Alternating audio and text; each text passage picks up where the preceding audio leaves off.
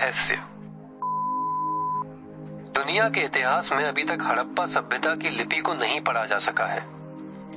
आखिर क्या कहना चाहते थे सिंधु घाटी सभ्यता के लोग?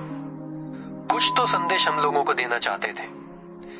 इसी प्रयास में लगे जवाहरलाल नेहरू विश्वविद्यालय में इतिहास के प्रोफेसर विजय सिंह के हाथ कुछ ऐसा लगा कि वे उछल पड़े, मारे खुशी के झूमने लगे। घड़ी में देखा शाम के 6 बजे थे। कैंपस में सन्नाटा ही सन्नाटे को मात दे रहा था। तभी अचानक उनके बेसिक फोन की घंटी बजी। उठाया तो अंदर से आवाज आई, प्रोफेसर, तुम जो काम कर रहे हो उसे तुरंत बंद कर दो, वरना। इससे पहले कि प्रोफेसर कुछ बोलते फोन कट चुका था। आखिर कौन हो सकता है जो मुझे रोकना चाहता है?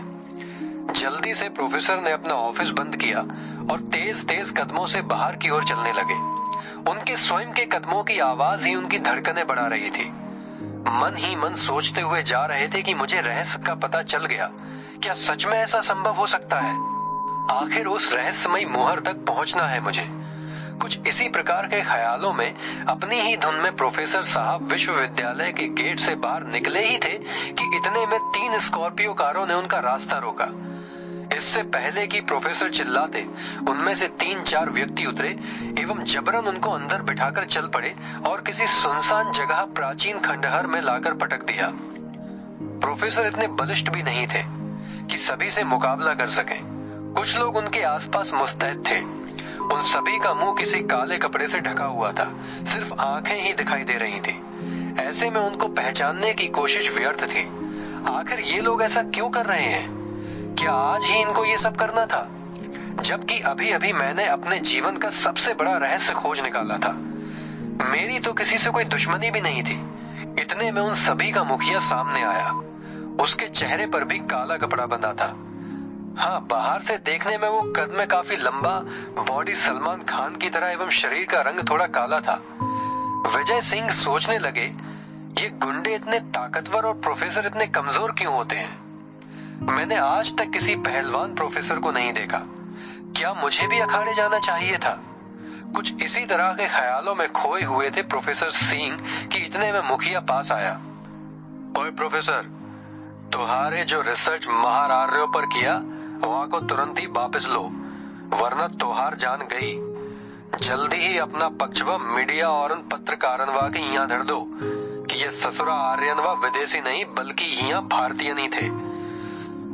उसने प्रोफेसर के मुंह के पास आकर रोबदार आवाज में कहा, प्रोफेसर, ये बात अच्छे से समझ लो, हमारी पहचान पर अगर जरा सी आंचनवा आई तो तुम्हारे को छोड़ेंगे नहीं। प्रोफेसर के अब कुछ कुछ समझ आ रहा था कि बात क्या है। माफ करना भाई साहब, किंतु आर्यों के भारत आगमन वाली बात को तो 6 महीने से ऊपर हो गए। आप किसी को इस तरह नहीं मनवा सकते। इतिहास जो सही है उसको कितने दिन छिपाओगे? जोर जबरदस्ती से कब तक किसी को? प्रोफेसर आगे भी कुछ बोलना चाहते थे, किंतु उस व्यक्ति ने उनका गला जोर से दबा दिया। अब प्रोफेसर साहब को सांस लेना भी मुश्किल हो रहा था। अब वो मर जाएंगे। ऐसे लोग किसी पर दया नहीं करते। उन्होंने आईसिस के आतंकवादियों के वीडियो व्हाट्सएप पर देख रखे थे। अब तो गए काम से। आर्यों के आगमन ने तो मरवा दिया। कम से कम एक चाय पिलाकर तो गला दबाते। प्रोफेसर को चाय का बहुत ही शौक था। एक बार आखिरी ख्वाहिश तो पूछते। विजय सिंह कुछ इसी प्रकार के विचारों से सामना कर रहे थे कि इतने में उसने गला छोड़ दिया। जान में जान आई, बच गए। ए प्रोफेसर वाह, ज्यादा ज्ञान मत पिला, वरना यांस इसी जगह ससुरे 3-3 को एकन गोली से मारा है। साला आया इतिहास का ज्ञान देने। उसने इसे कुछ फिल्मी, कुछ रजनीकांत के अंदाज में कहा। ठीक है, जैसा आप चाहते हो वैसा ही होगा। प्रोफेसर ने पिंड छुड़ाने के लिए हाँ में हाँ मिलाई। पिछले दिनों प्रोफेसर सिंह का एक आर्टिकल आर्य एवं उनका मूल निवास नाम से द हिंदू न्यूज़पेपर में प्रकाशित हुआ था। प्रोफेसर विजय सिंह ने यह साबित कर दिया था कि आर्यों का मूल निवास स्थान भारत नहीं बल्कि दक्षिणी यूराल पर्वत के आसपास था, जिससे कुछ कट्टरतावादी नाखुश थे। कुछ प्रतिक्रियावादी लोगों ने इसका तीव्र विरोध भी किया, किंतु मामला यहाँ तक पहुंच जाएगा नहीं सोचा था। इस बात को 6 महीने से ऊपर हो गए थे। आखिर ये गुंडा भाई इतना लेट कैसे? खैर, जो भी हो, ऐसे समय में उचित यही था कि विजय सिंह उनकी बात मानकर चुपचाप निकल ले। बहरहाल उसने प्रोफेसर सिंह को वापस दिल्ली अपने कैंपस के पास लाकर छोड़ दिया।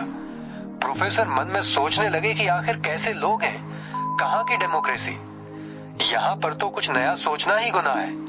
प्रोफेसर सिंह जेएनयू के जाने माने इतिहासकार थे। उन्होंने प्राचीन भारत के इतिहास, जिसमें भी सिंधु घाटी सभ्यता के संदर्भ में विशेष कार्य किया है। इस समय रात के तकरीबन 8 बज चुके थे। हवा कुछ मायूस, कुछ मुरझाए से बच्चे के समान चल रही थी। आसमान साफ था, पर प्रोफेसर सिंह का मन विचलन से भरा हुआ था। कितना मुश्किल है जीवन में तन और मन दोनों हर समय एक साथ रहें। विजय सिंह का तन तो घर पर था, पर मन किसी अनिष्ट के होने की आशंका से विचलन भरे वैराग्य से युक्त था। इंसान भी क्या अजब प्राणी है, क्या अनोखी देन है उस परमात्मा की। हमने पूरे ब्रह्मांड को समझ लिया, पर स्वयं को नहीं समझ पाए। कहते हैं आपके विचार परिस्थितियों का निर्माण करते हैं, किंतु जब परिस्थितियां ऐसी जटिल बन जाएं तो विचार अपना आदर्श छोड़ देते हैं। प्रोफेसर ने एक बार तो सोचा कि पुलिस में अभी इत्तला कर दे, पर अभी इससे भी ज्यादा महत्वपूर्ण कार्य करना था। इस सदी का एक महान रहस्य सामने आने वाला था। घर पहुंचकर जेब में हाथ डाला तो देखा वो डायरी गायब थी, जिस पर सिंधु घाटी सभ्यता की लिपि के कुछ रहस्यात्मक संकेत लिखे थे। धत तेरे की, हो गया कबाड़ा, अब क्या करूं? उस डायरी में बहुत ही महत्वपूर्ण संकेत छुपे थे। प्रोफेसर के जीवन भर की रिसर्च का सार था। आज जिस निष्कर्ष पर पहुंचे थे वो भी उसी में लिखा था। कोई उनकी रिसर्च में इतनी रुचि क्यों लेगा? क्या वाकई वो उस रहस्य तक पहुंच जाएगा? गजब हो जाएगा, पूरी सभ्यता का रहस्य समाप्त हो जाएगा। प्रोफेसर भागते हुए से सीधे विश्वविद्यालय ऑफिस पहुंचे। सोचा कहीं जल्दी जल्दी में डायरी ऑफिस ही तो नहीं भूल आए, पर वहां कुछ नहीं मिला। शायद उन लोगों ने निकाल ली, किंतु वो तो आर्य आगमन के संबंध में थे। नहीं, वे मूर्ख बना रहे थे। जरूर डायरी चुराना उनका ही काम है। वो मेरा रहस्य, ओह नो। उन्होंने मेरा ध्यान आर्य आगमन की तरफ मोड़कर बड़ी कुशलता से ये कारीगरी कर दी ताकि मैं उनके खिलाफ कोई कंप्लेन वगैरह करूं, तब उनका काम हो जाएगा। वे उस रहस्यमयी मुहर को चुरा ले गए तो मेरी जीवन भर की मेहनत गई काम से।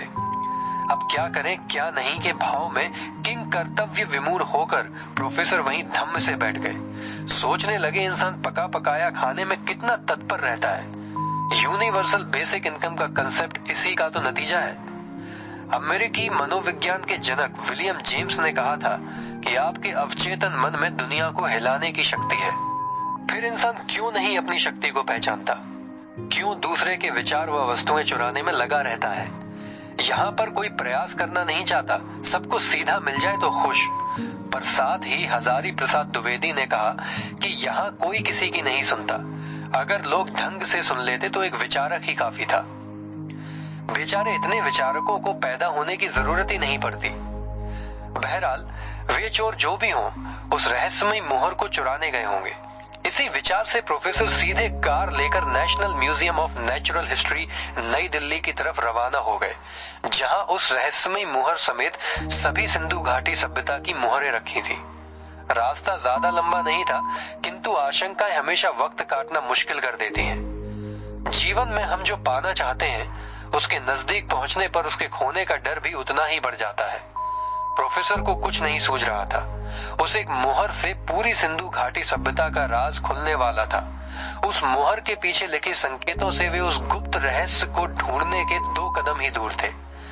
प्रोफेसर की कार म्यूजियम से लगभग 600 मीटर ही दूर होगी कि चारों तरफ से उनको पुलिस ने घेर लिया। वे समझ नहीं पा रहे थे कि माजरा क्या है। उसमें से एक दिल्ली पुलिस का अधिकारी तेज कदमों से प्रोफेसर विजय सिंह के पास आकर बोला, प्रोफेसर साहब, आपको म्यूजियम में चोरी करवाने के आरोप में अरेस्ट किया जाता है। उसने अपने हाथ में प्रोफेसर साहब की डायरी दिखाते हुए कहा, यह आपकी गिरफ्तारी का सबूत आपकी हस्तलिखित डायरी, जिसमें आपने हड़प्पा कालीन कोई मुहर म्यूजियम से लाने को लिखा है। इसके नीचे आपके हस्ताक्षर भी हैं और ये आपकी स्वयं की लिखावट है।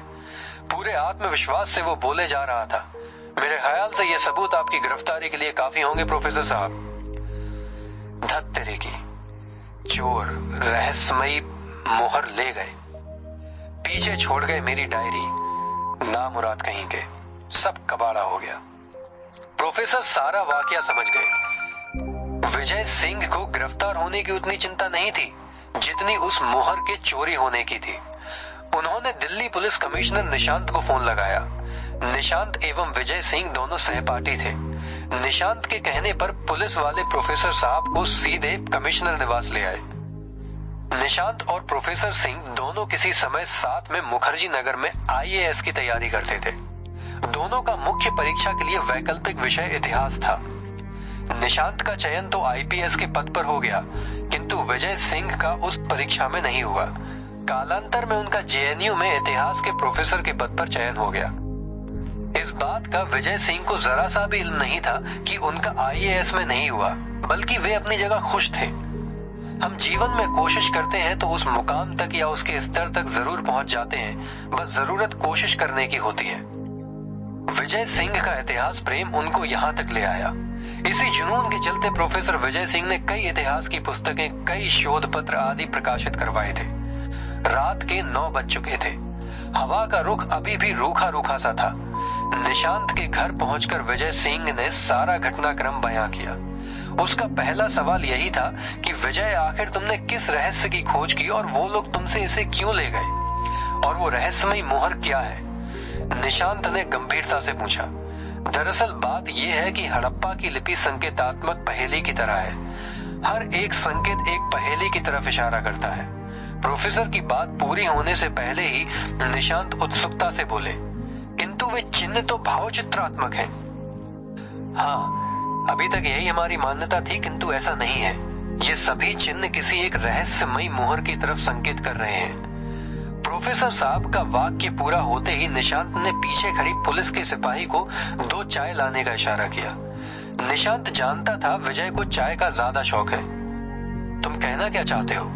निशांत ने स्पष्ट करने को कहा। तुम इतना तो जानते हो कि इंद्र के नेतृत्व में 1500-1600 ईसा पूर्व आर्यों ने सिंधु सभ्यता पर भीषण आक्रमण किए थे। इन आक्रमणों के डर से सैंधव लोगों ने अपनी सारी धरोहर, सोना, साहित्य, सब के सब किसी गुप्त रहस्यात्मक स्थान पर छिपा दिए। पीछे कुछ पहेलीनुमा संकेत छोड़ दिए ताकि कुछ वर्षों बाद जब आर्य वापस चले जाएं तो खजाना पुनः प्राप्त कर सकें। इन पहेलियों को आर्य नहीं पढ़ पाए एवं वो संपत्ति व सोना किसी गुप्त स्थान में सुरक्षित रहे। कालांतर में आर्यों ने यहाँ स्थायी जीवन प्रारंभ कर लिया। इतिहास गवाह है कि आर्यों को सैंधव सभ्यता के निवासियों से कुछ भी नहीं मिला, ना दौलत, ना सोना चांदी। इससे खिन्न होकर आर्यों ने पूरी सैंधव सभ्यता को तहस नहस कर दिया था। प्राचीन भारत के सभी इतिहासकार इस बात को एकमत से स्वीकारते हैं कि जब आर्यों को यहाँ कुछ भी हासिल नहीं हुआ तो उन्होंने गंगा यमुना 2 आप की तरफ रुख किया तथा वहाँ ग्रामीण जीवन व्यतीत करने लगे। निशांत प्रोफेसर की बात अवाक सा सुन रहा था। प्रोफेसर की बात पूरी हुई ही थी कि चाय आ गई। दोनों चाय पीते हुए वार्तालाप करने लगे। मान लें कि पतन का कारण केवल आर्य थे, तो ये लिपि व खजाने वाली बात कैसे साबित होती है? ऐसा तो किसी इतिहासकार ने नहीं कहा। निशांत ने चाय पीते हुए कहा। प्रोफेसर लैपटॉप पर गूगल इमेज पर सिंधु सभ्यता के अवशेष दिखाते हुए बोले, इसी बात पर तो मैंने इतने दिनों रिसर्च की, पर अब तुम ध्यान से देखो, इस पूरी सभ्यता में जितने भी संकेत मिले उनमें सभी में 3 की संख्या कॉमन है। प्रोफेसर ने निशांत को लैपटॉप में इशारा करते हुए कहा, उस कुबर वाले सांड की मोहर को देखो, इसके ऊपर 3 खड़ी पाई के चिन्ह का एक वर्ण उत्कीर्ण है। ये किसी विशेष मोहर की ओर संकेत कर रहा है जिसका संबंध 3 की संख्या से है। ये 3 मुख वाला जानवर, 3 मुख वाला पौधा, 2 बाघ के मध्य दोनों हाथ लंबे किए खड़ा मनुष्य, ये भी 3 का संकेत है। मोहनजोदड़ो से प्राप्त विश्व प्रसिद्ध कांसे की नर्तकी के गले में तिमड़िया माला भी किसी 3 की ओर संकेत कर रही है। यहीं से मिले योगी की शोल पर बने त्रिफलक का भी उसी ओर इशारा है। ये सभी किसी रहस्यमयी मोहर की तरफ इशारा कर रहे पहेलीनुमा संकेत हैं। प्रोफेसर की भारी भरकम बातें शायद निशांत के ऊपर से निकल रही थी। पास में बैठा कुत्ता उठकर बाहर की ओर चला गया। शायद वो भी बोर हो रहा था। तो आखिर वो रहस्यमयी मोहर कौन सी है? जिस तरफ ये संकेत है, निशांत ने कहा, वो रहस्यमयी मुहर यहां से मिली पशुपति शिव की मुहर है। इस मुहर को ध्यान से देखो। इसमें 3-3 के समूह में कुल 6 अक्षर, 3-3 के समूह में 6 जानवर और इन सब के मध्य 3 सींगधारी एक व्यक्ति तपस्यारत है। इसे ही इतिहासकार जॉन मार्शल ने आद्य शिव की संज्ञा दी थी। निशांत पर प्रोफेसर की बातों का प्रभाव जमता जा रहा था। वो उत्सुकता से सुनता जा रहा था। इससे ये तो साबित हो गया कि रहस्यमयी मुहर यही है, किंतु मेरे सामने बड़ी चुनौती ये थी कि आखिर इस मुहर पर लिखा क्या है। मोहनजोदड़ो नगर से मिली इस मुहर के ऊपर कुल 6 अक्षर लिखे हैं, जिनको मैं पिछले कई महीनों से पढ़ने का प्रयास कर रहा था, किंतु आज शाम को 6 बजे अचानक मुझे सफलता मिली और इनको सही सही पढ़ पाया। इन 6 अक्षरों का आशय इस प्रकार है, मुहर मिलेगी दीजिए रहस्य पीछे ध्यान। प्रोफेसर की बात पूरी हुई ही थी कि निशांत बोल उठा, अब इसका क्या मतलब हुआ?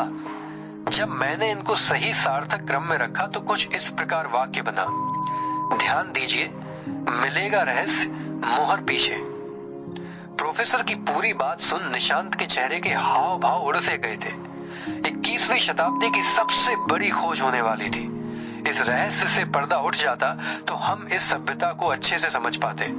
संभव था इसका दार्शनिक पक्ष मिस्र, मेसोपोटामिया, रोम व यूनान की सभ्यता को भी पीछे छोड़ देता। पर अब क्या हो सकता था? अब कुछ नहीं हो सकता। रहस्य भी गया और मुहर भी गई, जिसके पीछे उस रहस्यात्मक गुप्त स्थान का पता लिखा था। प्रोफेसर उदास होकर धम्म से बैठ गए। जीवन भर हम जिस मंजिल के पीछे भागते फिरते हैं, अंत में जब हमें ज्ञात होता है कि हाथ कुछ नहीं आया तो कितनी निराशा होती है। ये बात केवल प्रोफेसर ही इस वक्त बेहतर समझ सकते थे। निशांत भी उदास हो गया। उसको भी इतिहास से काफी लगाव था। हम सभी को अपने इतिहास से लगाव होता है। चारों तरफ सन्नाटा छाया हुआ था। घड़ी में रात के 10 बज चुके थे। अचानक कमिश्नर साहब के मोबाइल पर घंटी बजी। उन्होंने कॉल रिसीव किया। सर, मैं नई दिल्ली थाना प्रभारी दलपत सिंह बोल रहा हूँ। जिस म्यूजियम में चोर घुसे थे उसकी सीसीटीवी फुटेज मिल गई। उसको देखने से स्पष्ट हुआ कि चोर किसी विशिष्ट वस्तु को ढूंढ रहे थे जो शायद उनको नहीं मिली। वे बिना चोरी किए लौट गए। हालांकि हम उनको पहचान नहीं पाए क्योंकि उन्होंने काले कपड़े का नकाब पहन रखा था, पर जांच जारी है। निशांत एकदम से उठ के खड़ा हुआ। क्या चोर कुछ नहीं ले गए? हाँ सर। तो फिर वो मुहर? मेरी म्यूजियम प्रभारी से अभी बात कराओ। निशांत ने फोन चालू रखा। दलपत सिंह ने पास ही खड़े म्यूजियम प्रभारी को फोन दिया। यस सर, मैं म्यूजियम प्रभारी आर के त्रिपाठी बोल रहा हूँ। फोन से आवाज आई। त्रिपाठी जी, आपके म्यूजियम के अंदर जो सिंधु घाटी सभ्यता की मोहरें रखी गई थी वे कहाँ हैं? निशांत ने पूछा। सर, वे तो कल से राष्ट्रपति भवन 3 दिन की प्रदर्शनी हेतु गई हुई हैं। त्रिपाठी ने पूरे आत्मविश्वास से सधे एवं शांत स्वर में जवाब दिया। क्या? फोन काटते हुए निशांत उछल पड़ा। साथ में प्रोफेसर भी उत्सुकता से उठ खड़े हुए। निशांत ने कहा, यार विजय, वो मुहरें तो कल प्रदर्शनी हेतु महामहिम के यहाँ गई हुई हैं। प्रोफेसर की जान में जान आई। निशांत ने राष्ट्रपति भवन कार्यालय के सुरक्षा इंचार्ज को फोन लगाया। जय हिंद सर, सुरक्षा प्रमुख पी.के. मिश्रा बोल रहा हूँ। फोन से आवाज आई। जय हिंद, मैं पुलिस कमिश्नर निशांत बोल रहा हूँ। मिश्रा जी, आपके अधीन 3 दिवसीय प्रदर्शनी हेतु दिल्ली म्यूजियम से कुछ प्राचीन मुहरें आई थी। क्या वे सभी सुरक्षित हैं? निशांत ने एक श्वास में पूछा। जी सर, वे सभी सुरक्षित हैं और मैं उनके पास ही खड़ा हूँ, मिश्रा ने कहा। जरा देखकर बताना, उनमें पशुपति शिव की 3 सींग वाली मोहर है क्या? और उसके पीछे भी कुछ उत्कीर्ण है क्या? निशांत तसल्ली करना चाह रहा था। सिपाही ने फोन चालू रखा। इत्मीनान से देखकर जवाब दिया। जी हाँ सर, मुहर सुरक्षित है और पीछे छोटे अक्षरों में कुछ लिखा तो है। कोई रहस्यात्मक लिपि लग रही है और नीचे एक छोटे नक्शे की तरह कुछ दिख रहा है। हम अभी आए, तब तक आप वहीं उसके पास मुस्तैद रहिएगा। जय हिंद। निशांत ने मुस्कुराते हुए मिश्रा जी को कहा और फोन रखकर जोर से चिल्लाने लगा। यार मेरे दोस्त विजय, तुम्हारी खोज एकदम सही है और वो मुहर भी सुरक्षित है, साथ में रहस्य भी। निशांत एवं प्रोफेसर खुशी के मारे कूद पड़े। दोनों कार की तरफ भागे। जीवन में सच्चे मन से कोई भी चीज चाहो और फिर अपनी चाहत पर दृढ़ विश्वास करो, सफलता निश्चित ही मिलती है। कहानी समाप्त। रहस्य, प्रेम